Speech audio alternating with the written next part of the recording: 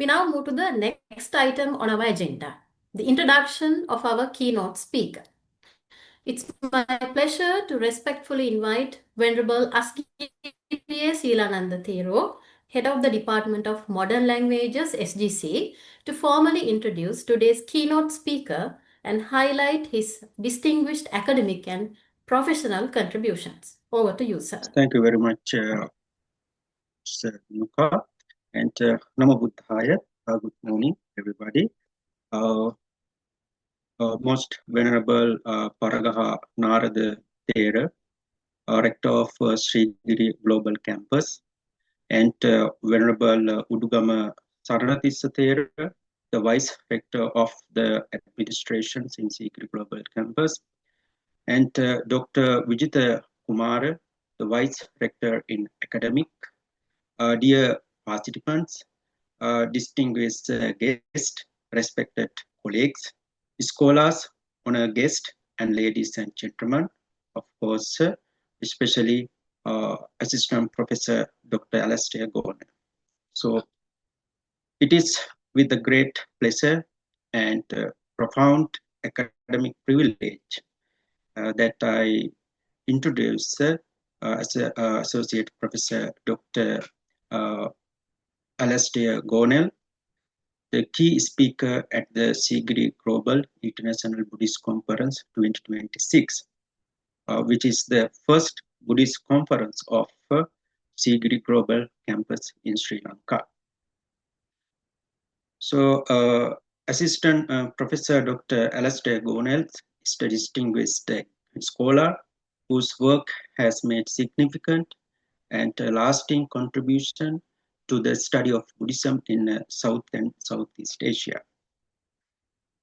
Dr. Alastair received his PhD in South Asian Studies from the University of Cambridge in 2013.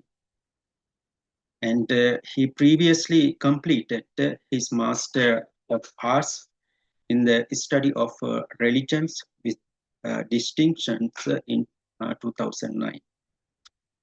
And his Fellow of Arts in the study of religions with the first class honors in 2008, which both of his study got from SOAS in the University of London, which is an institution renowned for its excellence in the study of Asia, Africa, and the Middle East, and of course the religious platforms.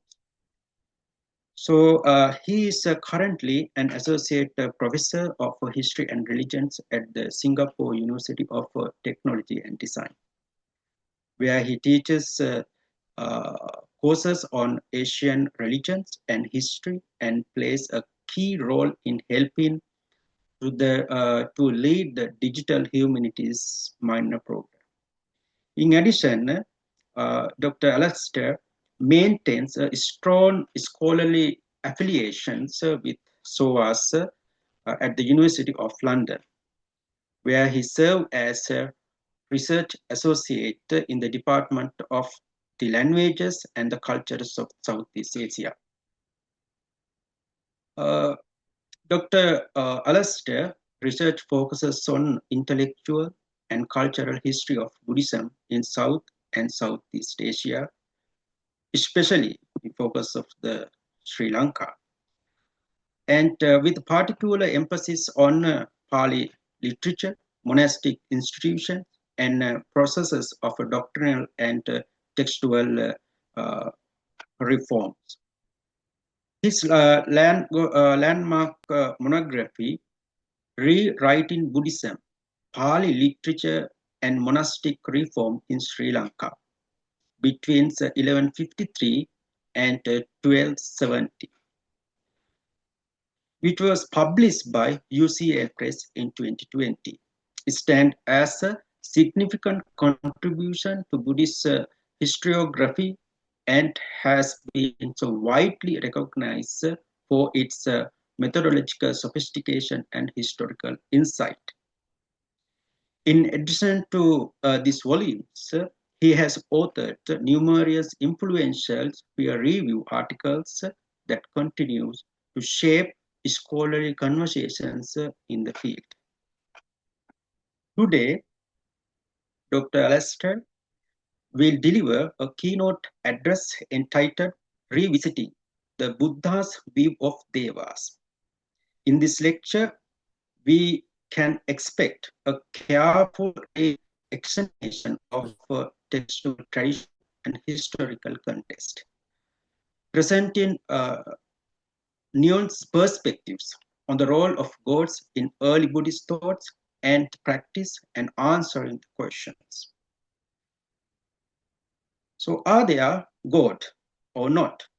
That the questions we're raising even though we are the Buddhists. So Dr.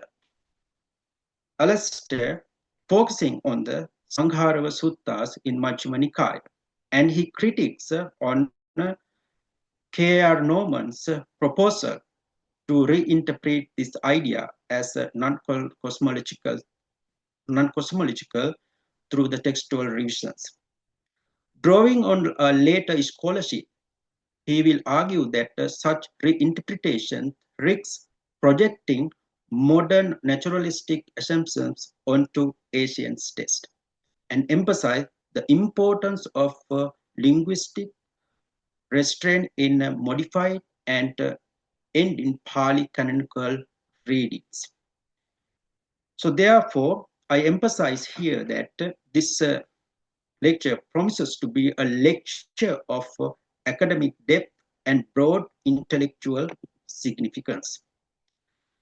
So it is a truly privilege and honor to have Associate Professor Dr. Alastair Gornall with us on the first conference of Buddhism in Sigiri Global Campus. We extend our sincere gratitude to him for kindly accepting our invitation and for contributing his invaluable scholarship to this global gathering.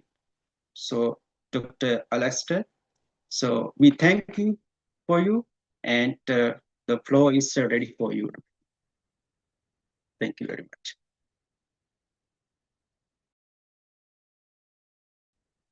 Thank you so much, Venerable Silananda and Subhade Sanakmiriwa Obasilu Danatama. I know this is an international conference, but out of gratitude to the organizers, I wish to just say a few sentences in Sinhala, out of respect. So, Gauraniya Swaming Vahansela Etulu Obasilu Madena, Magirishnayata Gaurayen Yutua Piligannawa. මුලින්ම මාහත මේම දේශනායට ආරාධනා කිරීම වෙනුවෙන් මෙම සමළුවේ සංවිධායක මණ්ඩලයට මම ස්තුතිවන්ත වෙනවා. ඉතින් අද දින මාගේ දේශනාවේ මාතෘකාව වන්නේ දේවියන් පිළිබඳ බුදු රාජානන් වහන්සේ දේක්ම පිළිබඳ විග්‍රහ කිරීමයි. මේතන් සිත ඉදිරියට මම මාගේ දේශනාය ඉංග්‍රීසි භාෂාවෙන් කරගෙන යනවා. So I'll continue speaking in English, but I wanted to express my gratitude to the organizers and the venerable monastics who were here in Sinhala before I began. So let me get my screen ready. There we are. So my talk today is entitled Revisiting the Buddha's View of Devas. And academic writings about Pali literature have sometimes warned against literal readings of the Pali canon. This criticism has focused on questioning scholars who approach the Buddha's statements by default as factually asserting something about the world, rather than as expressing metaphorical, allegorical, or satirical intent, for instance, often in the context of the Buddha's perceived critical engagement with Brahmanical doctrines. When it comes to cosmological statements in the Pali canon in particular, scholars such as Richard Gombrich and Stephen Collins have stressed what they see as the satirical meaning of the Aganya Sutta's description of an eon's beginning, And Sue Hamilton has gone so far as to view all cosmological descriptions in the Pali Canon as metaphors for internal states. This turn to expressive readings of statements in the suttas, however, often finds no support in the commentaries. While I think it is valuable to draw attention to the potential pragmatics of the Buddha's speech in the canon, there is a risk of reading criticism and satire into the Buddha's cosmological discussions with Brahmins, in particular, where none may be present. To illustrate this, I focus on K.R. Norman's 1977 reinterpretation of a passage in the Sangarava Sutta, in which the Brahmin Sangarava asks the Buddha directly whether gods or devas exist. And on the traditional reading, the Buddha answers affirmatively, yes, they do. The Sangarava Sutta begins with an encounter between a Brahmin woman, Dhananjani, who had come to have great faith in the Buddha, the Dhamma, and Sangha, and a learned young Brahmin, Sangarava.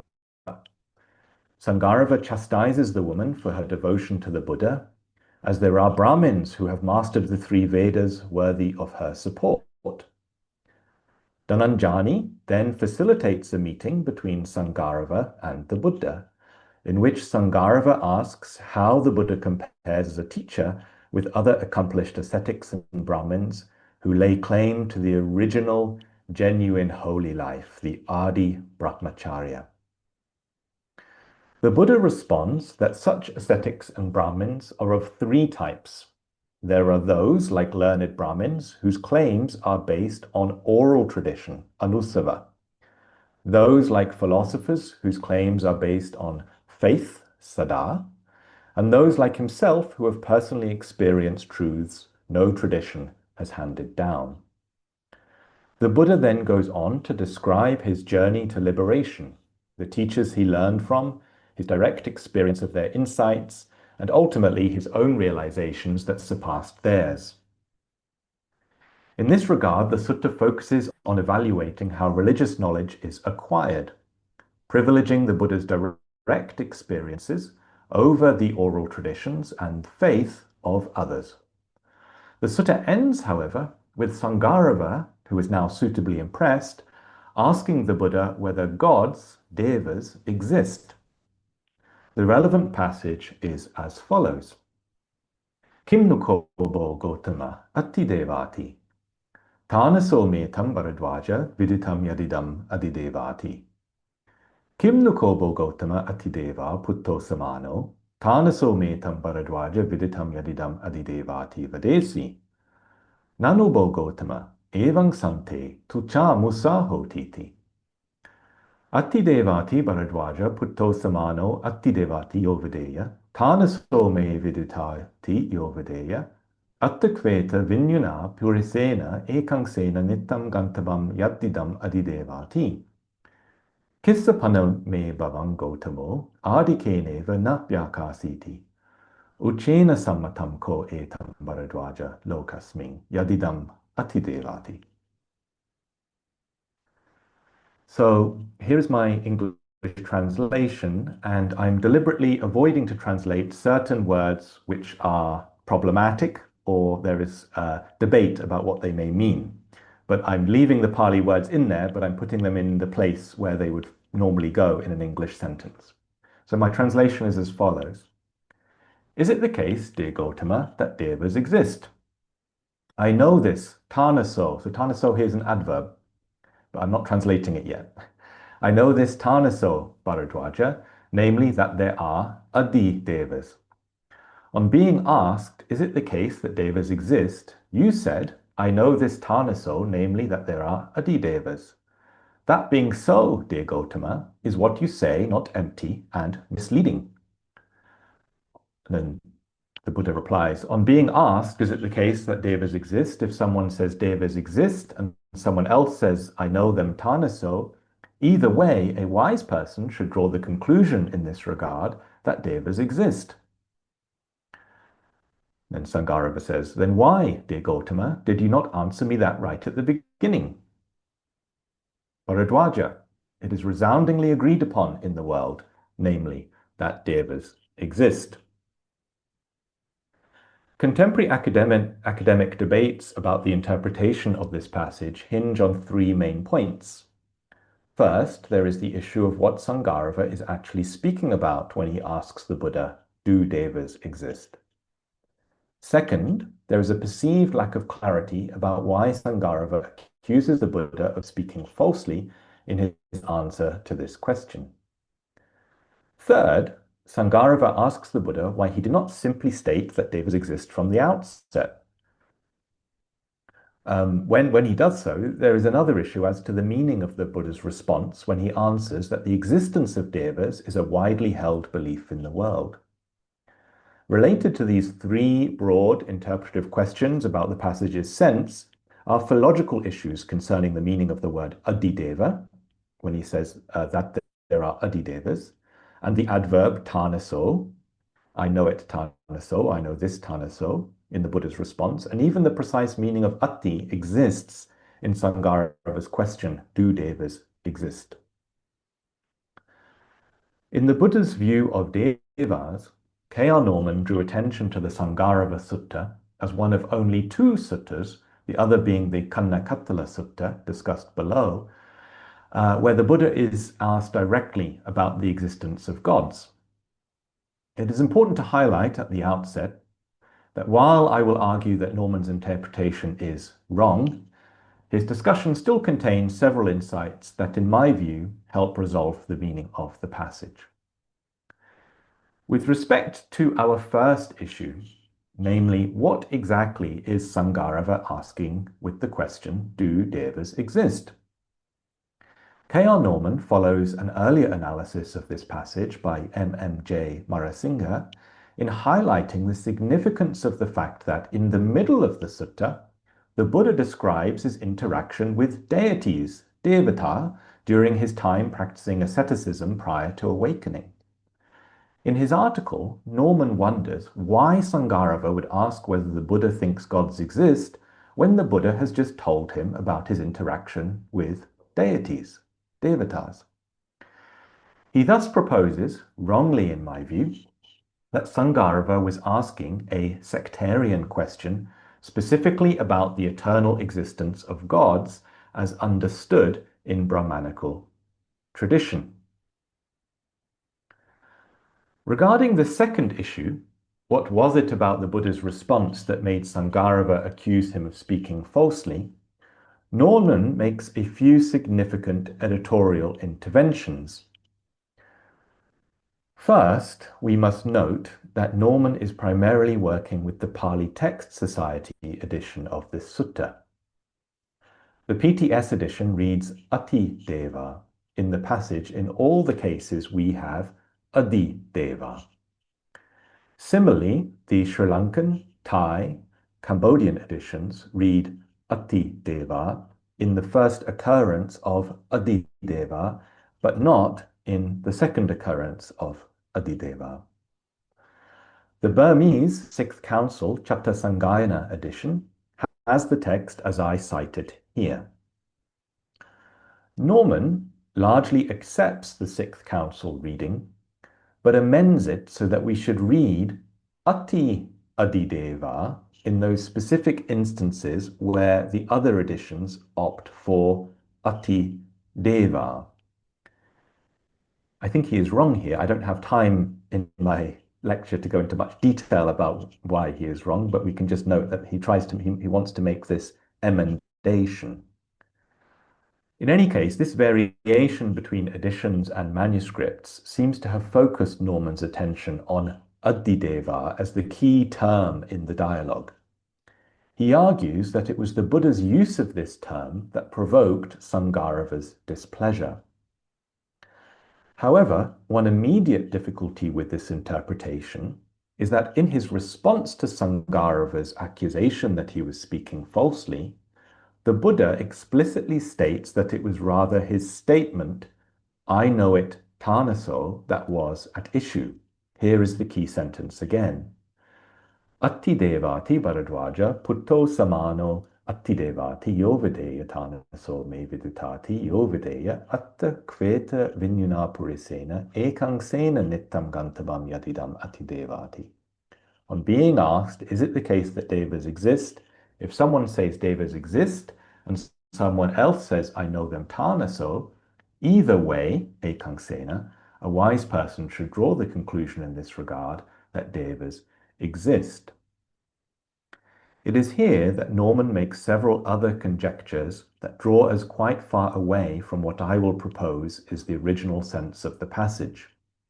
First, although unattested in any edition or manuscript, Norman also suggests that attideva here, in this sentence, should be amended to atti adideva. The result of this is that rather than juxtaposing or comparing Sangarava's formulation that devas exist with the Buddha's own statement that I know it tanaso me vidita, this sentence would now provide as alternatives two parts of the Buddha's response. The relevant clause would now mean something like, if one says adidevas exist and one says I know them tanaso, either way a wise person should draw the conclusion in this regard that devas exist.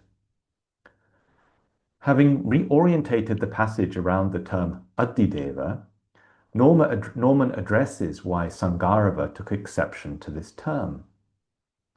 The commentaries on this passage take the term specifically to mean higher gods, adhika deva. That is, gods of higher realms who transcend worldly devas, such as kings. Norman, however, rather takes the term higher deva as a reference to the Buddha himself, on the basis that in a few canonical passages, the Buddha refers to himself as ati deva, one who is beyond the gods.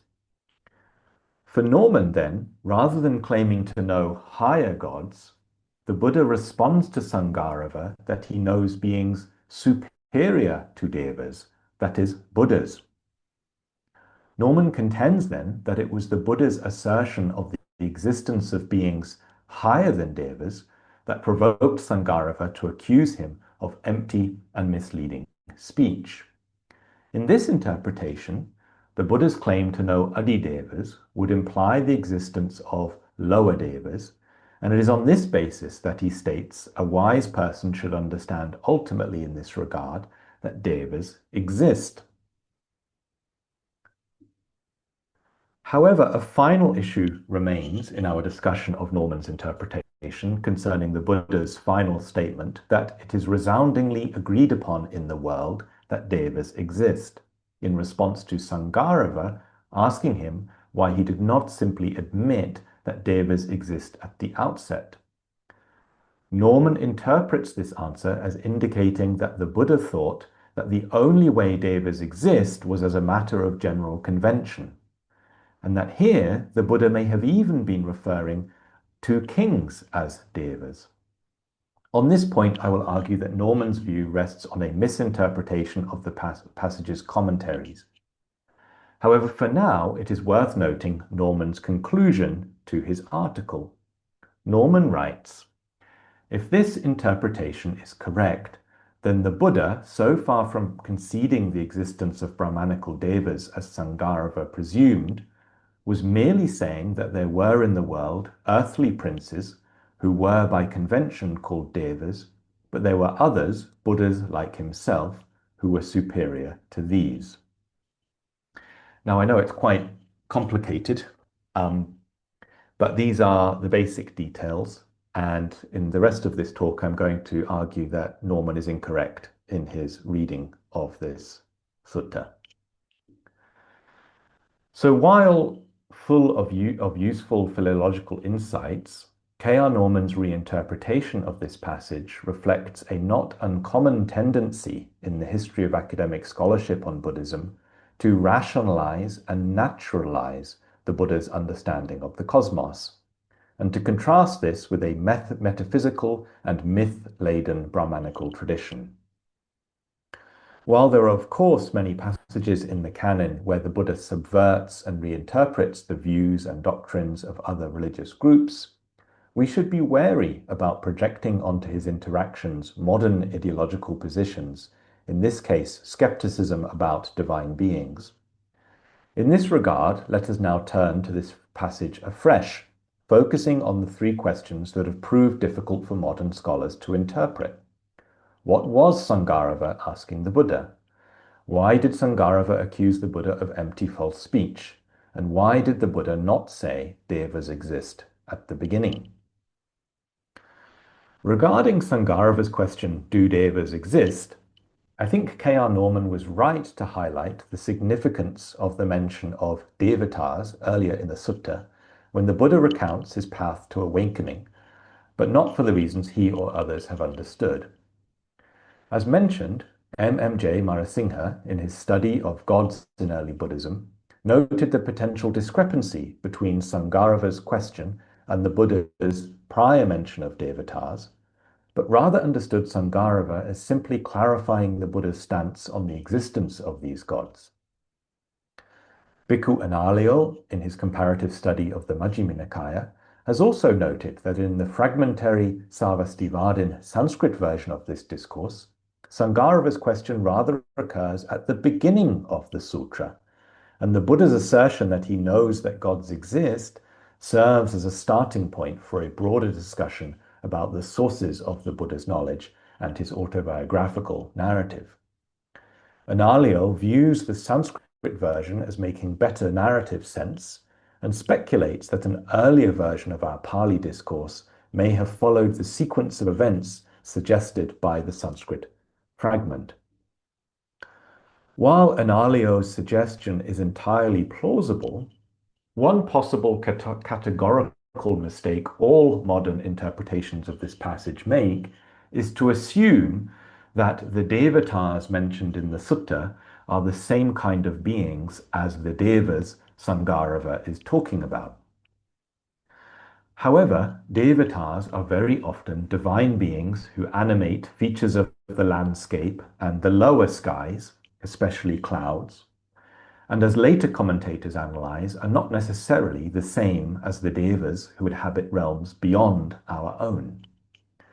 If we turn to the Payasi Sutta, for instance, we can see that it was quite possible for even a nihilist like Payasi to believe that the sun and moon were gods, for instance, but to disavow higher divine realms. Other references to Sangarava in the canon indicate that he engaged in traditional Brahmanical rituals, and we can assume he would have sacrificed to deities who were, by and large, immanent in the world. Representatives, for instance, of natural elements, fire, wind. It is an open question whether Sangarava's cosmology would have included gods who inhabit other realms. But I think it is quite possible that when he asks about the existence of Devas, he is referring specifically to Devas of higher realms. This would explain why the Buddha used the precise term Adi Deva, higher god, in his response. We can find further support for this interpretation from the Kannakattala Sutta, the only other sutta where the Buddha is asked the same question, do gods exist? In this sutta, it is King Pasenadi who is in dialogue with the Buddha, and rather than answering the king's question directly, the Buddha asks the king to clarify what exactly he is asking. King Pasenadi then goes on to ask more specifically whether Devas will be reborn again in this realm, Ittata, or not.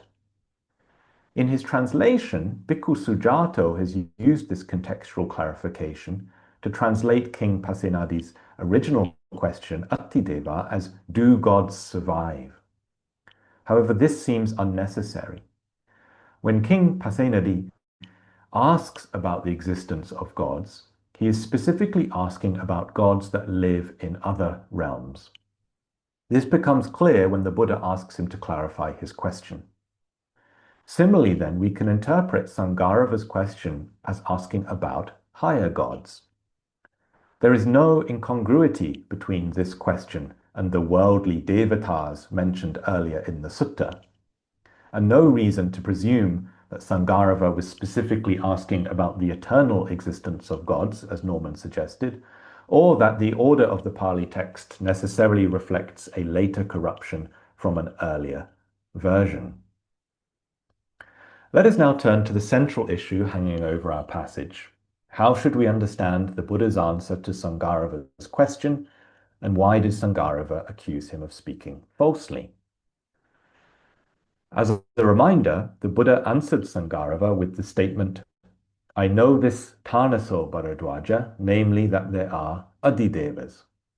I think we can now clear up any issue with the term Adideva.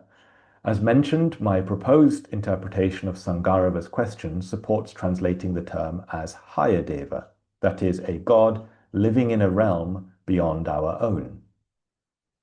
The commentaries, and here we can see at the bottom of the slide marked A for Atthakatha, when glossing this term also take it to mean higher deva, but rather devas who are higher than those in the world, namely kings and queens who receive the designations deva and devi.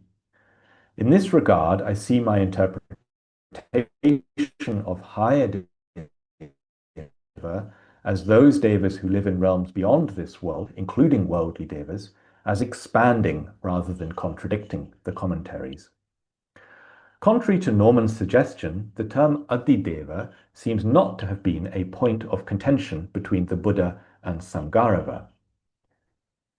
When the Buddha responds to Sangarava, if someone says devas exist and someone else says, I know them tanaso, either way, ekangsena, he is contrasting Sangarava's formulation with his own. The use of the adverb ekangsena, literally with one shoulder, indicates that these are apparently contrasting statements and do not both refer to the Buddha's response to Sangarava. As the sense is perfectly clear as it stands, and as there is no textual evidence to support Norman's amendation of Attideva to Adideva here, we can reject his conjecture.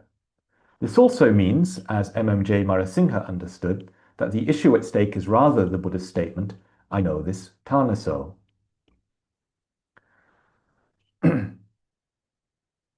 Here, it is worth turning to the commentary and sub-commentaries analysis of Sangarava's motivation for asking the Buddha his question. They highlight that Sangarava was wanting to show that the Buddha did not directly know about the existence of higher gods, and that he was promulgating mere testimony, saddha. This motivation makes sense, as these different means of acquiring knowledge are the very subject of the sutta.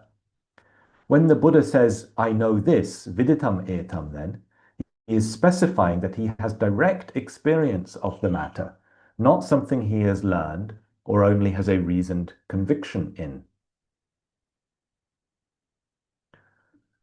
We are now also in a position to resolve the meaning of tanaso, which I've left untranslated until now. Existing English translations of the term in this passage vary considerably. Offhand, certainly, in the above context, for a fact, and to be the case. Margaret Cohn's Dictionary of Pali gives two main definitions of tanaso that largely align with commentarial interpretations. First, it can mean at once, on the spot, and in a moment. Second, it means as to the cause, and is often found collocated with hetuso. The first definition does not make much sense in the context of our passage. The second option is more promising, but I think it needs refining.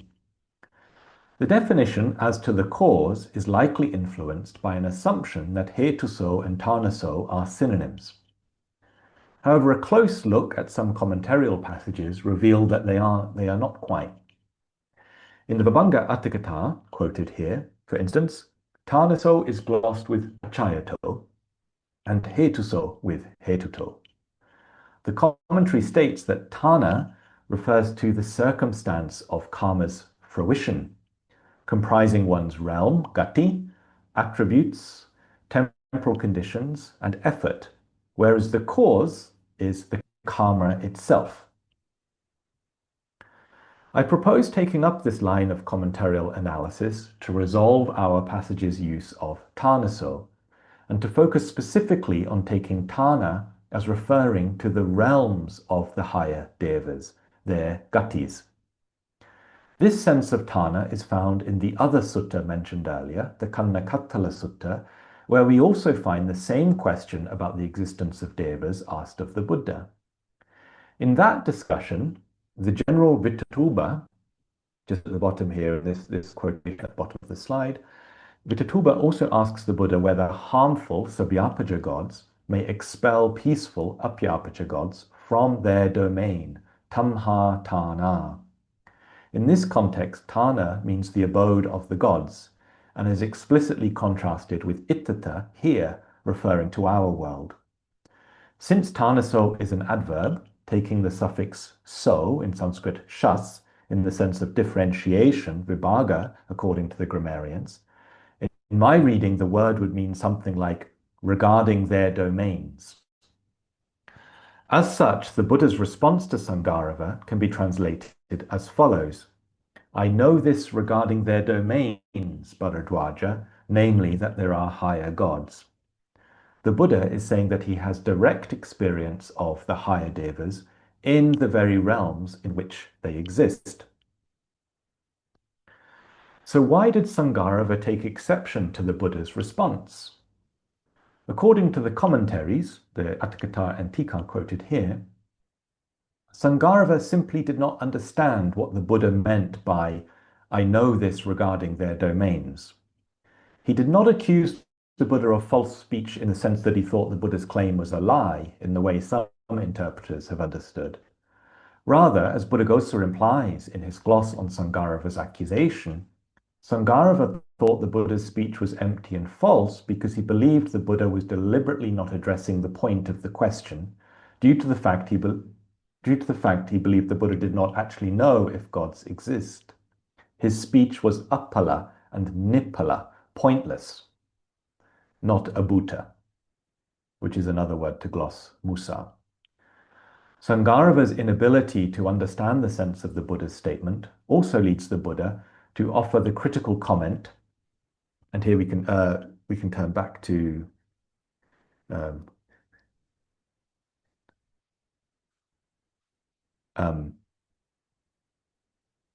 so the fact that Sangarava did not understand the Buddha's statement, it leads the Buddha to say the following. If someone says devas exist and someone else says, I know this regarding their domains, either way, a person should draw the conclusion in this regard that devas exist. Now, as the commentaries point out,